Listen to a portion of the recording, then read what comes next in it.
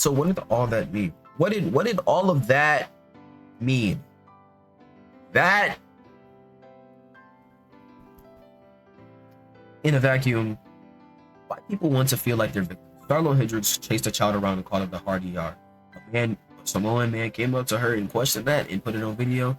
He got harassed and called and given death threats. He made a video in response to this saying that in America, doing the right thing gets you hate. It's true. Abraham Lincoln got assassinated. JFK got assassinated. Trump didn't, though. Sure, he got attempted, but his cartilage is back allegedly. So if his cartilage is back, mind you, that can grow. It's basically like bone. That's weird. It's perfectly fine. He's an old man. He should have deaccelerated regeneration. I can't say regeneration makes it seem like a fantasy concept, but like his body can't actually heal and grow new cells at a regular rate. He's old, right?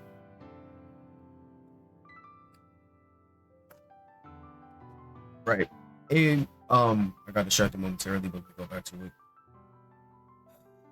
Martin Luther King Jr. shot.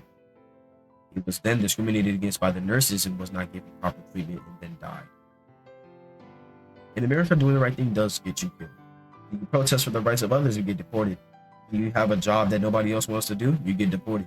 When you talk about human rights in any concept, people will become hard hats and beat you to death. This is during Vietnam War protests. Beat you to death and have problems with you. When you do the right thing in America, you get hated. When you are against slavery, you get hated. You're John Quincy Adams, and you're not pro-slavery, you don't get elected again. You don't get elected in the first place if you're Jake Uwe, which is his son, by the way. But you get called a hero, an idol, a great guy, if you're Donald Trump, Andrew Jackson. And then years after your death, and then a couple of years after that, maybe 100 years after your death, people actually start looking back into it and being like, oh no, he was a piece of shit. Then they move past it, as if they haven't been teaching generations of misinformation beforehand. Malcolm X gets called to violent BLM protests are called the wrong thing. But when we talk about Palestinian lives, they're called the wrong thing.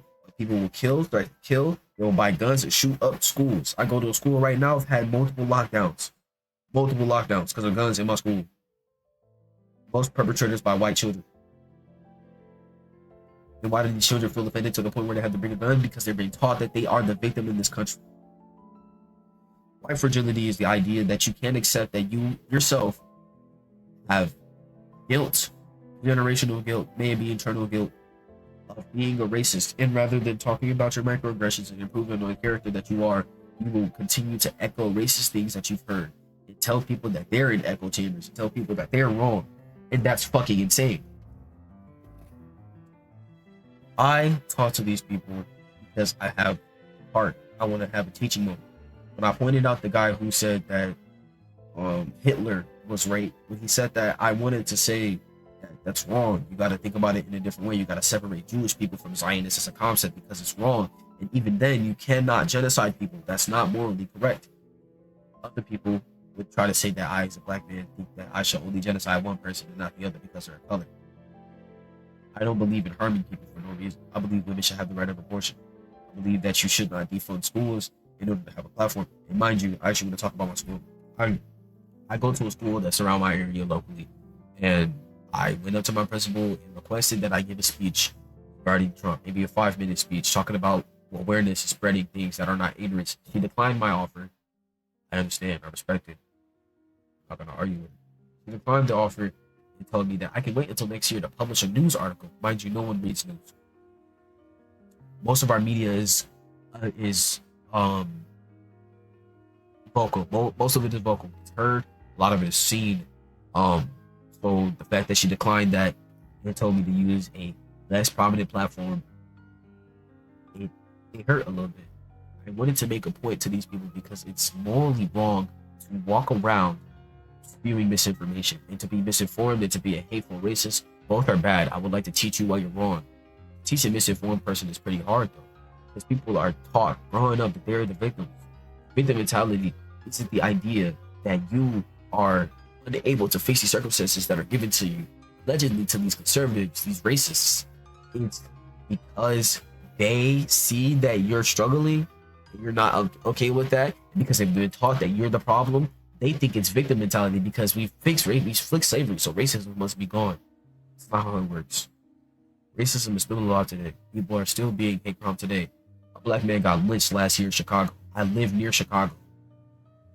He wasn't even in Chicago. He lived in Chicago, a native resident of Chicago. He was doing a truck and driving. He got assassinated, killed, just because he was trying to drive and he was black.